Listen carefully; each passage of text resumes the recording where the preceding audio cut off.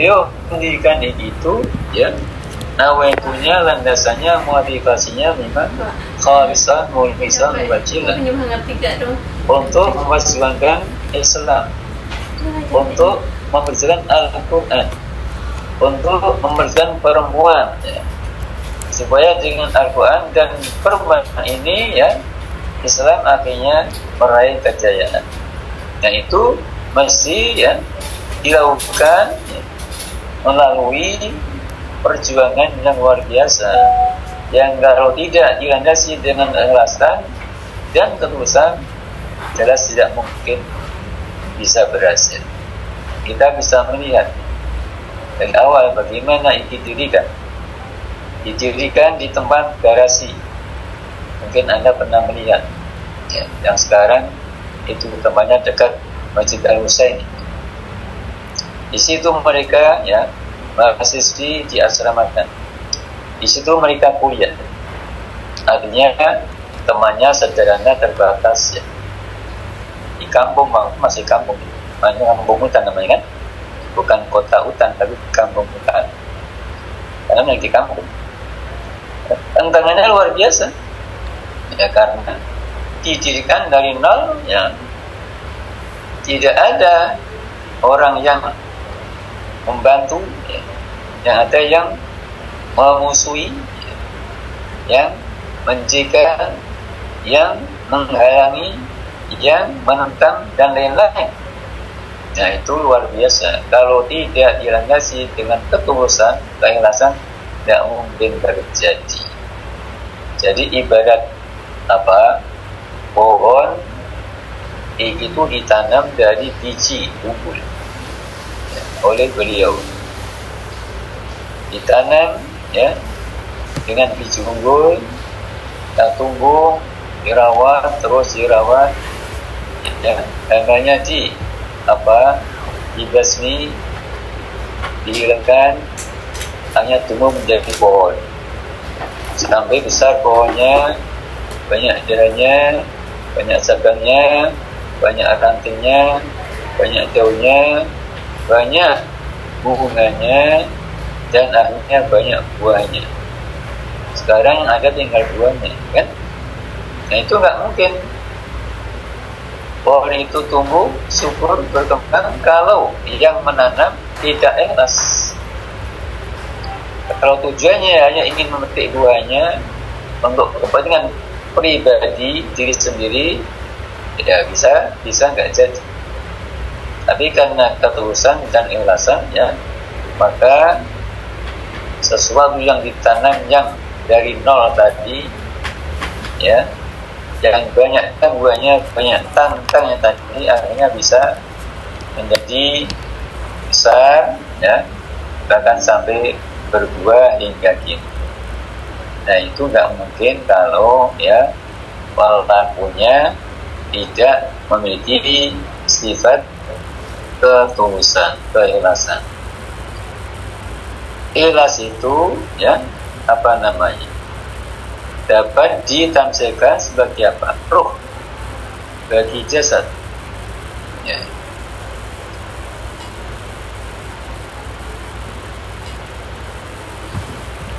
Al-jismu ruhul ikhlas.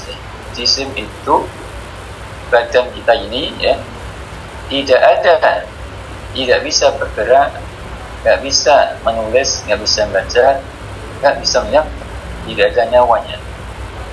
Nah, amal itu juga.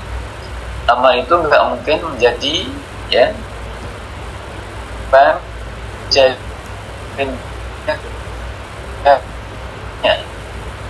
amalnya punya adalah ikhlas. Al-amalu jismun ruhul ikhlas ya. Amal itu adalah jisim, artinya seperti fisik, seperti badan, seperti jisim. Rohnya apa? Ruh ikhlas. Rohnya adalah keikhlasan. Kalau badan kita bisa hidup ya, kan ada roh, mati kalau nggak ada rohnya, maka amal pun begitu. Amal bisa hidup kalau ada rohnya. Kalau tidak ada, mati. Apa rohnya amal? Ikhlas. Al-jismu, al-amalu ya, Al-amalu jismun ruhul ikhlas. Al-amalu jismun ruhul ikhlas. Jadi karena keikhlasan itulah maka gigi berdiri. Ini sifat pertama yang hayati beliau, yang dicontohkan beliau, yang diteladankan beliau kepada kita semuanya. Waktu itu tentu kepada para pendirinya, kepada para pimpinannya, kepada para dikannya, ya, dosennya, kemudian kepada para siswanya, mahasiswinya, karyawannya, ya, dan lain-lain. Nah, ini yang perlu kita miliki sekarang. Artinya Anda selaku mahasiswa ini, ya, dari sekarang harus dilatih bagaimana agar Anda menjadi mahasiswa yang ikhlas karena Allah. Semata-mata apa yang dilakukan di IT, kuliahnya, menghafalnya, segala macam, ya, itu adalah landasannya kholisan liwajhillah. Kalau itu landasannya, insya Allah Anda akan berhasil dan akan bisa menghadapi bermacam-macam tantangan yang mengganggu Anda. Tetapi kalau tidak dilandasi dengan itu yang tulus tadi, ya, tidak kholisan liwajhillah, maka begitu mudah dipatahkan oleh gangguan-gangguan, tantangan-tantangan. Artinya ketika ada tantangan, hambatan, kesulitan, Anda langsung gampang menyerah. Ya. Dengan begitu maka otomatis tidak akan berhasil satu di. Jadi nilai ini sangat penting untuk kita miliki sejak sekarang sampai nanti kita tamat dari ini. Karena Anda diharapkan menjadi sarjana Al-Quran yang hafid, diharapkan menjadi ulama perempuan. Nah, itu bisa berhasil kalau Anda sejak sekarang begitu melangkah masuk ini. Nama itunya adalah ikhlas karena Allah. Bukan untuk mencari titel, bukan untuk mencari misalnya tujuan duniawi ini. Tidak sedang mencari jodoh di Jakarta, atau ingin tahu suasana metropolitan dan misalnya begitu, ya. Dan ini perlu mulai dari sekarang, bahkan sejak Anda masuk ini seperti itu. Nah, makanya tiap saat kita perlu tajdidun niyah, memperbarui niat kita. Jadi kita selaku mahasiswi, ya, setiap saat perlu tajdidun niyah, memperbarui niat kita. Karena begini, bisa jadi Anda waktu datang ke Jakarta di rumah niatnya bagus, ingin kuliah, ingin mengapa, ya, semata-mata ingin membela agama Allah, untuk ikhlas kalimatillah, tetapi dalam perjalanan bisa jadi karena banyak gangguan, akhirnya itunya menjadi melenceng atau belok kanan, belok kiri, atau mungkin bahkan balik arah dan lain-lain. Nah, untuk itu maka setiap saat Anda perlu mengadakan muhasabah, evaluasi diri, ya, introspeksi, kemudian melakukan tajdidun niyah, ya, itu memperbarui. Karena dengan niat yang benar, ya, yang jauh bisa menjadi dekat, yang sulit menjadi mudah, yang berat menjadi ringan, yang artinya yang tadi yang ditantangan bisa menjadi justru pendorong. Begitulah seterusnya. Nah, itu arti pentingnya keikhlasan. Wa ma umiru illa liya'budullaha mukhlisina lahuddin. Itu dasarnya dari Al-Quran. Innamal a'malu binniyat, kan? Ya, kalau niatnya sekedar ingin jadi hafidhah, qari'ah, sarjana Al-Quran, nah itu niat yang nisbi, niat duniawi sebenarnya. Ini bukan untuk itu. Baik, itu yang pertama, ya, yang perlu kita hayati dan kita contoh pelan-pelan. Karena kadang-kadang kita ini kuliah terpaksa juga, kan? Kita hafalan setor terpaksa juga. Kita mengerjakan tugas juga terpaksa juga. Nah, itu namanya nggak ikhlas, kan? Ya, jadi perlu kalau ikhlas semua menjadi enak, nikmat, ya. Dan buahnya pahala dan ridha Allah. Kalau ikhlas.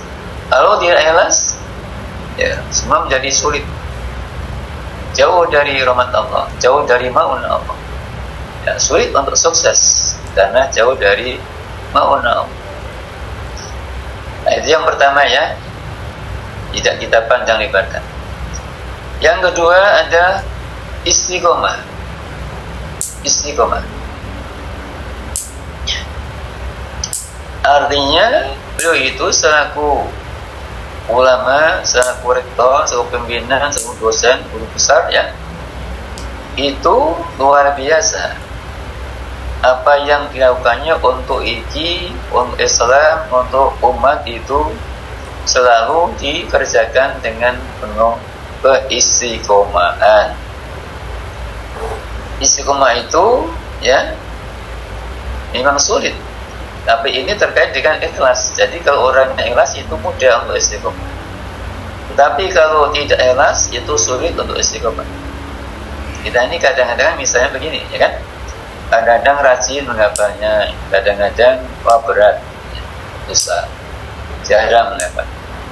Kadang-kadang kita itu suka takbir, mengulang-ulang hafalan, memantapkan hafalan. Kadang-kadang datang malas, akhirnya malas juga. Oh iya, kadang-kadang semangat, kadang-kadang ya nggak semangat, semacam terpaksa. Begitulah seterusnya ya.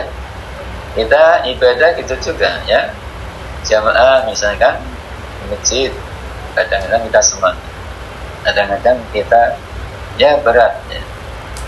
Kemudian tahajud, duha dan lain-lain, kadang-kadang kita semangat, tapi kadang-kadang ya lemah kan, atau malas. Nah itu namanya tidak ada keistiqomahan. Istiqomah itu adalah apa? Ad-dawam ala fi'lil wajibat wa ta'at wa tarkil muharram. Artinya kita itu konsisten, ajak ya, selalu berada di jalur yang benar, tidak tengok kanan, tidak tengok kiri, yang benar dikerjakan, yang baik dikerjakan, yang dilarang ditinggalkan. Terus lurus seperti itu, ya kan? Nah ini memang harus pakai tarbiyah, latihan-latihan kan? Kadang-kadang dari awal sampai beberapa saat, tadi saya bilang kan, yaitu rajin, nanti datang malasnya, nanti gitu lagi.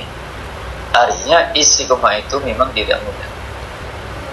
Karena tidak mudah, maka pahalanya luar biasa, fadilahnya luar biasa, ya, keutamanya luar biasa, ya, pengaruhnya luar biasa. Dan istiqomah ini sangat terkait dengan apa? Tadi yang pertama, ketulusan, keikhlasan. Kalau tidak ikhlas, sulit untuk istiqomah, ya. Berarti dapat kita lihat itu, ketika ada seseorang ya tidak istiqomah, ya, itu bisa ditebak dia memang tidak ikhlas. Jadi begini contoh gambarannya kan, contoh gambarannya, ada seseorang memberi sesuatu kepada Anda. Orang memberi sesuatu kepada orang itu macam-macam motivasinya dan tujuannya. Kadang mungkin karena senang sama Anda, kan? Maka dikasih. Ketika respon Anda ya dinilai baik oleh yang bersangkutan, mungkin dia akan terus dikasih. Tapi ketika tidak sejalan dengan apa yang ia inginkan, ya, Anda tidak merespon seperti yang mereka harapkan, ia harapkan, saya kira berhenti, akan ngasih lagi kan, nah, berhenti istiqomah. Tapi kalau ikhlas ya, karena Allah, seperti apapun terus dilakukan gitu. Jika orangnya ikhlas karena Allah, memberi itu ya tidak melihat suasana, tidak melihat kanan kiri, tidak melihat sikor, ya kan, tidak melihat apa yang terjadi. Pokoknya ya kasih. Ya begitulah seterusnya. Itu contoh gampang istiqomah. Nah ini perlu kita latih juga. Artinya Anda masih punya kesempatan di IG, ya kan, untuk melatih bagaimana agar Anda bisa istiqomah. Dimulai dari misalnya sholat jamaahnya, sholat qobliyahnya, ba'diyahnya, sholat duhanya, sholat hajatnya, sholat tahajudnya, puasa Senin Kemisnya, dan takrirnya, ya, apalagi mudarosanya, menghafalnya, ya, mutolaahnya, dan seterusnya. Kalau bisa istiqomah, dijamin Anda akan berhasil dengan baik. Nah ini ya terkait tadi ya dengan IG, artinya karena beliau istiqomah maka IG berhasil. Tadi kan menanam biji, ya. Kemudian banyak gamanya, banyak tantangannya, tapi ternyata sampai berhasil jadi pohon besar yang indah, banyak buahnya. Ini sebagai bukti bahwa pelakunya yaitu al-mafrulah itu memang orang yang istiqomah, ya. Kalau tidak, nggak mungkin terjadi. Kenapa? Kita lihat, ya itu, ya coba kita lihat. Begitu didirikan itu tempatnya di kampung hutan, bukan di kota hutan, ya, tempatnya sepi, gedungnya jelek, sarana terbatas, bahkan kuliah di garasi.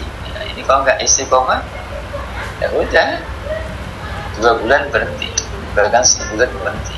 Tapi ini tidak terus, ya kan? Dilakukan sampai terus berkembang. Ini kan di kampung hutan tadi kan, pindah ke depan UIN ini, ya. Waktu masih jelek gedungnya, punya LPDP dipinjami, terus berkembang. Bangun di Cinangka, tidak langsung dihabis seperti sekarang. Itu banyak panjang, ya, 1 asrama, 2 asrama, terus hingga sekarang. Nah ini sebagai bukti bahwa pelakunya siapa? Al-mafrulah memang orang yang ikhlas dan orang yang istiqomah, ya, gitu ya. Baik, tentu tidak semua saya ungkapkan di sini, ya. Ini sekitar beberapa saja. Yang ketiga, beliau itu hidupnya sangat sederhana, zuhud, ya. Zuhud itu bukan fakir, ya. Itu artinya apa namanya?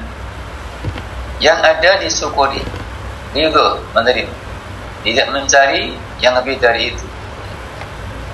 Makan ada garam, tidak cukup pakai garam.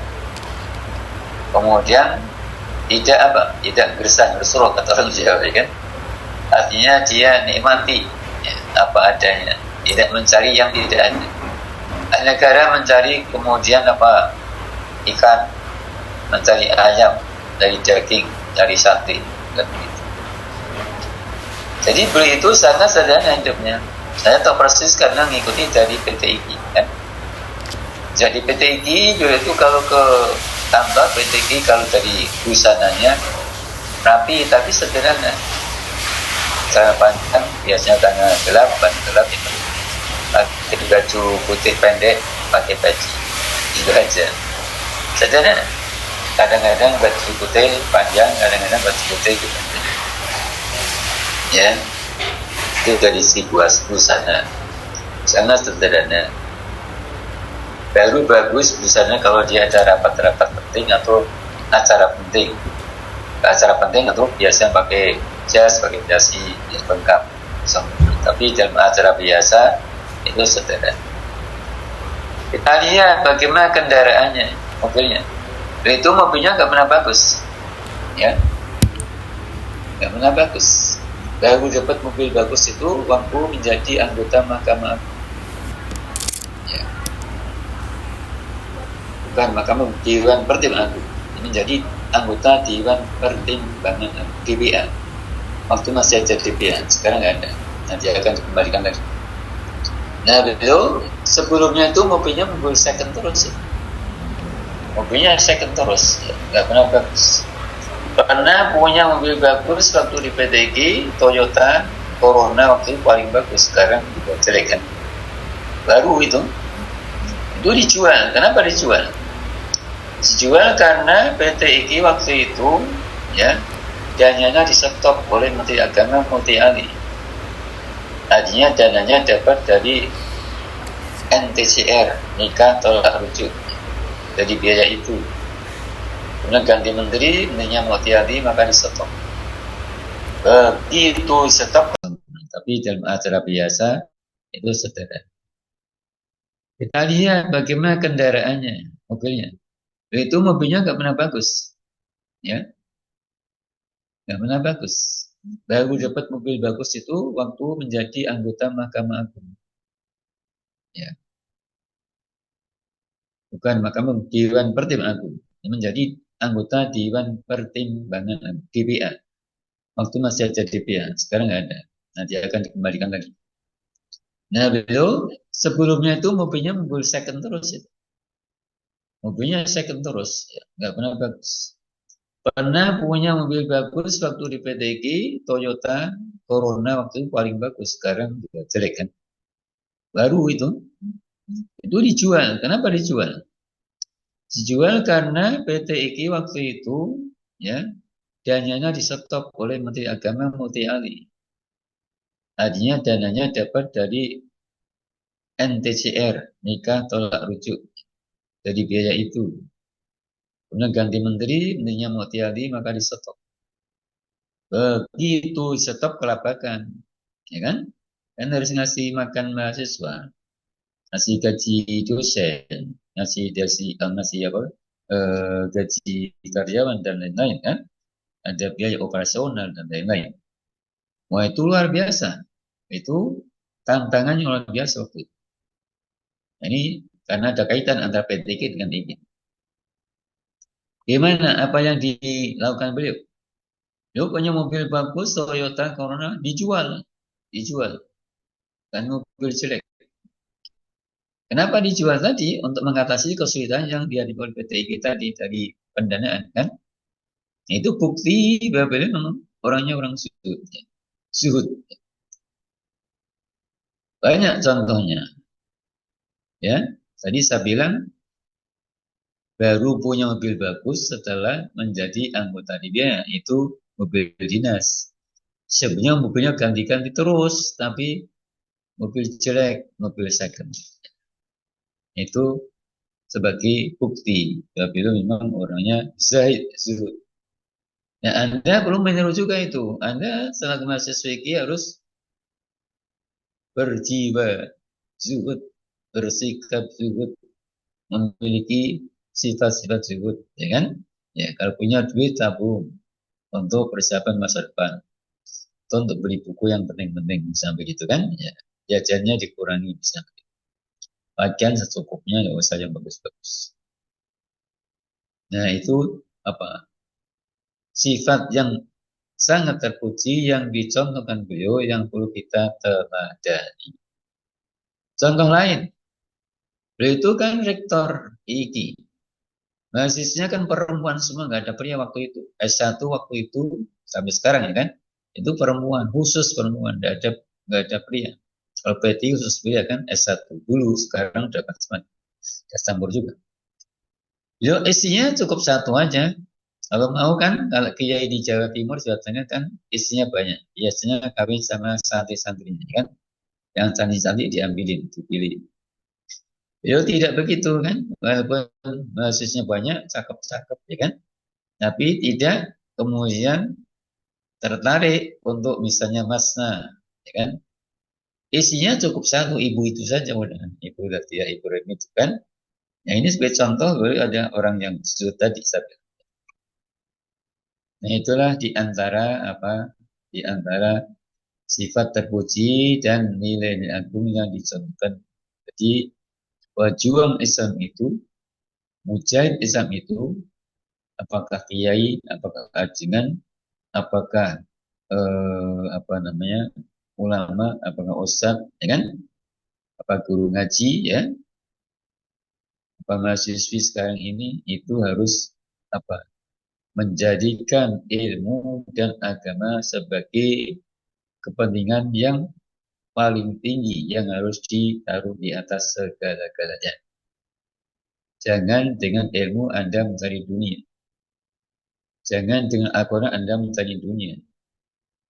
Tapi dibalik kalau bisa. Dengan dunia kita cari ilmu. Kita agungkan ilmu. Kita perjuangkan ilmu. Dengan dunia kita agungkan Islam. Kita perjuangkan Islam. Ya, dengan dunia ya kita perjuangkan nasib umat Islam. Dan banyak sekarang bagaimana? Umat Islam dieksploitir, kan? Ya, jadikan objek untuk nyari dunia. Untuk agama, jadikan objek untuk cari dunia. Nah, ini tidak boleh terjadi. Jadi antara ikhlas, istiqomah, zuhud itu sangat terkait, sangat terkait. Kalau orangnya tidak ikhlas, sulit untuk istiqomah, juga sulit untuk zuhud. Ya, kalau orangnya ikhlas, insya Allah mudah untuk istiqomah dan mudah untuk zuhud. Ini sangat terkait ini, kan? Saling terkait. Berikutnya.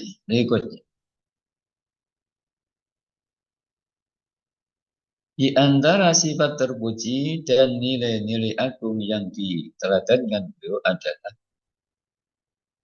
beliau adalah ulama yang rajin mujahadah. Mujahadah. Mujahadah itu asal arti harfiahnya kerja keras. Kerja keras. Tapi lebih dari itu, bukan sekedar kerja keras, kan? Untuk memiliki itu tidak mudah, tidak mudah. Perlu perjuangan yang prima. Perlu pengorbanan yang tinggi. Ya, perlu mujahadah, kesungguhan yang luar biasa. Baru bisa jadi. Jadi iki yang ada itu hingga kini, ya, yang terus berkembang itu ada, ya, karena mujahadah al-maghfur. Kiai itu biasanya mujadahnya dua, mujahadah dan mujahadah batinnya atau ruhiyah. Mujahadah zahiriyah dan mujahadah ruhiyah atau batinnya. Nah, beliau melakukan itu. Artinya selaku rektor ini, bagaimana agar ini bisa berkembang, bisa maju, itu beliau luar biasa mujahadahnya. Mujahadah zahiriyah dan mujahadah ruhiyah. Ya, ruhiyah. Saya pernah 2 tahun ya hidup di rumah beliau, ikut beliau. Jadi saya tahu persis, kan? Ya, bagaimana mujahadah itu, kan? Luar biasa. Belum kalau kita lihat bagaimana cintanya kepada ilmu, luar biasa. Pagi-pagi sudah baca kitab, di mobil baca kitab, di toko baca kitab, di kantor ini baca kitab, di kantor PT ini waktu itu baca kitab, di MUI baca kitab, bahkan di bengkel pun baca kitab. Nah, makanya alama, nah, itu mujahadah. Mujahadah ruhiyah itu orangnya Masya Allah, ya kan? Rajin mujahadah, ya malah masih tahajud, ya kan? Di samping banyak wiridanya, ya banyak wiridanya. Di kepentingan-kepentingan di luar kepentingan iki itu di nomor 2 kan. Fokusnya adalah gimana iki bisa maju, bisa berkembang.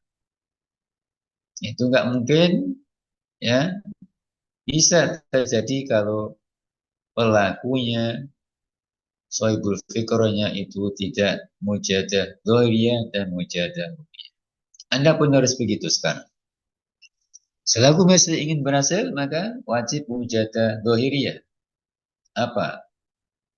Belajar sungguh-sungguh, menghafal sungguh-sungguh, kuliah sungguh-sungguh, fokus kuliahnya.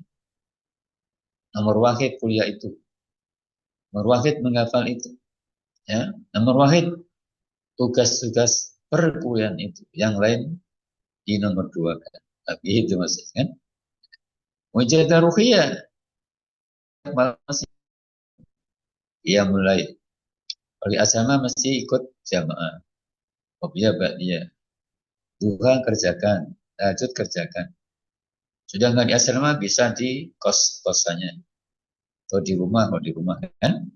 Artinya Anda tidak boleh hidup seperti orang biasa. Anda itu seorang ulama perempuan. calon pejuang Islam. Ya. Tidak boleh hidupnya kayak orang biasa. Ya. Tidurnya kayak orang biasa. Pokoknya banyak tidur. Banyak bercanda. Banyak bersunda buruk. Banyak. Ya. Nggak boleh sholatnya kayak mereka. Nggak boleh belajarnya kayak mereka. Nggak boleh tahajudnya kayak mereka. Nggak boleh nggak tahajud. Nggak boleh nggak duha.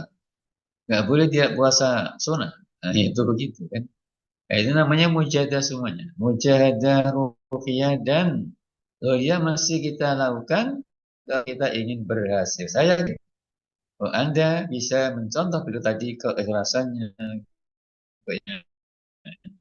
mujadahnya, yakin pasti berjadi. Balikannya, dan contoh ikhlasannya, istiqomah mujadahnya, so dia bisa ya, kamu berhasil, nggak panas, nggak boleh takut hujan, nggak boleh takut capek. Siang-siang masih mencangkul. Ya, sore-sore waktu orang istirahat masih mencangkul, masih merawat kebunnya, pohonnya, segala macamnya. Itu Pak Tani kan ditaklukkan oleh mereka. Ya. Jadi mati dengan jalan, berhenti di tengah jalan. Jadi Anda mesti menjadi mujahidah mujahidah yang apa tadi? Membela Islam, membela Al-Quran, membela umat, membela bangsa dan negara dengan ilmu Anda, pemikiran Anda, dan lain sebagainya. Nah, itu harus dilakukan dari sang latihan-latihannya supaya Anda nanti sukses dan berhasil. Semoga Anda berhasil dari ulama, ulama perempuan yang hafidhah, yang dengan Anda Islam ini menjadi maju. Jangan sampai dengan Anda Islam malah menjadi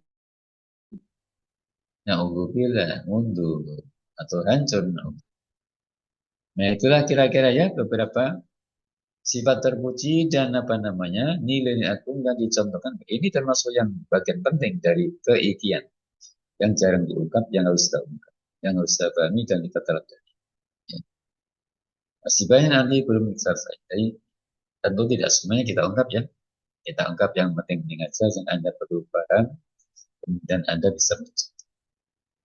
Nah, dengan sifat-sifat terpuji itu, beliau membangun iki, mendirikan iki, mengembangkan iki, memajukan iki, ya, mengkader calon-calon ulama perempuan di IIG. Ya, jadi luar biasa, luar biasa. Baik, saya kira cukup dulu. Ada yang bertanya?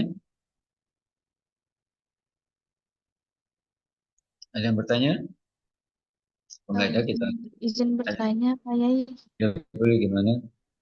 Eh, Bagaimana cara mengatur kegiatan dalam sehari-hari seperti yang dilakukan oleh Yai Ibrahim Hussein itu kan dari tadi Pak Yai menjelaskan istiqomah, juhud, dan mujahadah. Nah, bagaimana cara mengatur waktunya gitu di antara mulai dari mujahadah, terus lagi belajar, kuliah, ngajar, menghafal gitu di perharinya gitu. Iya, Dan mana yang harus lebih ditekankan di antara semua itu? ya jadi kita harus pandai-pandai mengatur minimal waktu kita ya, dan tugas kita. Kita ini semua dikasih waktu sama 24 jam. Nggak ada yang lebih, nggak ada yang kurang, ya kan? Tergantung kita bagaimana mengaturnya. Pandai-pandai mengatur waktunya. Tentu dari 24 jam ini ada kegiatan yang wajib, ya kan? Yang sunnah, yang mubah, ya kan? Yang haram jelas itu kita buang, ya kan? Makruh kita buang. Kita pilih 3 dulu. Apa? Wajib, sunnah, mubah. Itu pasti, ya kan? Ya hari, siang, malam, pagi, sore yang 24 jam itu pasti ada mubah, ya kan? Ada wajib, ada sunnah. Baik terkait dengan ibadah atau terkait dengan kegiatan Anda, ya, apa namanya, eh, kaitannya dengan perkuliahan. Itu juga kan, itu bisa diklasifikasi. Oh, ini yang wajib, ini yang sunnah, ini yang mubah. Tentu yang wajib diutamakan. Ya. Baru yang sunnah, baru yang mubah. Mubah misalnya apa? Tidur mubah pada prinsipnya kan, nanti bisa menjadi wajib, bisa menjadi sunnah. Tapi prinsipnya mubah. Makan mubah, bersandar mubah, kan? Bersandar yang baik, ya. Ya, istirahat, ya, mubah. Nanti ada wajib, ada sunnah. Jadikan mubahnya menjadi sunnah, menjadi wajib. Akhirnya kita harus punya jadwal juga, itu diatur dari semalam itu kan. Jam berapa kita harus tidur, jam berapa kita harus sudah bangun. Ya, kita bangun apa yang kita kerjakan duluan.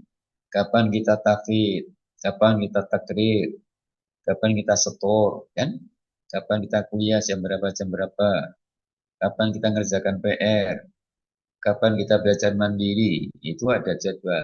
Ya, masing-masing Anda punya jadwal, tapi nggak sama biasanya kan? Jadi yang penting Anda harus sebaik mungkin mengatur kegiatan Anda sehingga tadi yang wajib mesti terpenuhi dengan sempurna. Yang sunnah terpenuhi juga dengan baik. Yang mubah terpenuhi, yang penting cukup. Ya. Jangan maksimal, cukup minimal kan. Jadi masing-masing biasanya punya apa? Punya perbedaan ya dalam apa namanya mengatur kegiatan-kegiatan yang harus dilakukan. Karena tidak sama kan. Jadi kita sendiri harus bisa menyesuaikan dengan kondisi kita kan. Jam-jam berapa kita biasanya semangat belajar itu bisa. Misalnya bangun malam, bisa lanjut belajar atau tahfidz atau menghafal atau takrir bagus habis subuh bisa kan, atau sore belajar asar, itu tergantung itu. Artinya masing-masing biasanya tidak sama ya. Yang penting Anda punya program, dengan programnya di apa jadwalkan rinciannya ini tahapannya ya.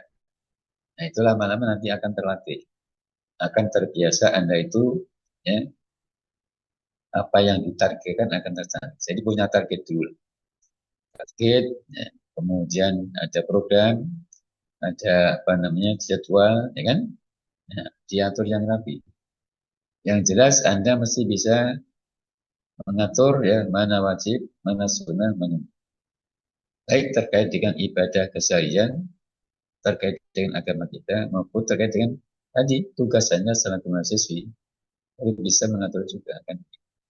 Jangan sampai misalnya begini, saking rajinnya tahajud semalam suntuk, akhirnya tidak menghafal.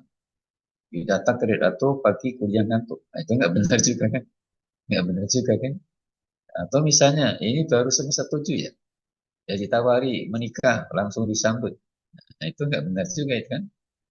Nanti dulu, tamat dulu S1 paling tidak, syukur S2 baru kawin, misalnya begitu kan? Utamakan kuliah dulu sukses, baru menikah. Menikah sih gampang. Jadi kalau kuliah sukses itu tidak gampang. Sebagai contoh seperti itu kan? Misalnya ada lagi ini, ada telepon, ada HP dari kawan WA. Dilayani nggak ini? Anda lagi harus tahfidz, akhir. Mana yang didahulukan? Kalau Anda mendahulukan HP-nya ya susah kan? Ya akhirnya tahfidznya kan? Sedang asik tahfidz, takrib atau kuliah ada HP, ada WA masuk, ada telepon masuk misalnya. Ya cuekin aja, cuekin aja.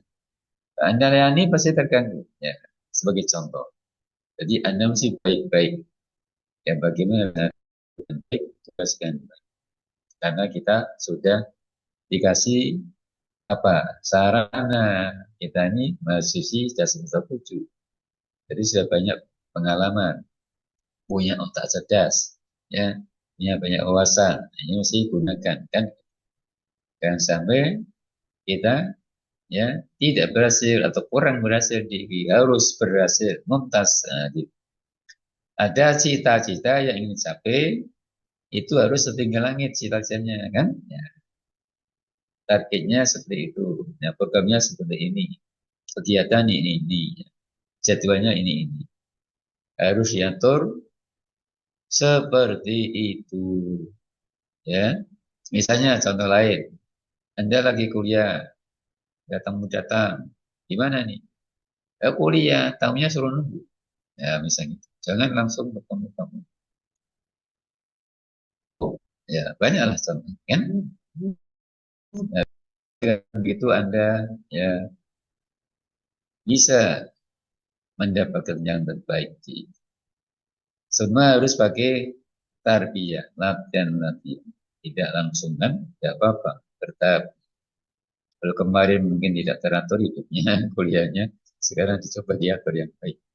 Begitu ya, dibiasakan dengan disiplin. Disiplin waktu, disiplin kegiatan, ya, dan lain. Baik, ada lagi yang bertanya? Kalau nggak ada, kita akhiri ya. Nggak ada?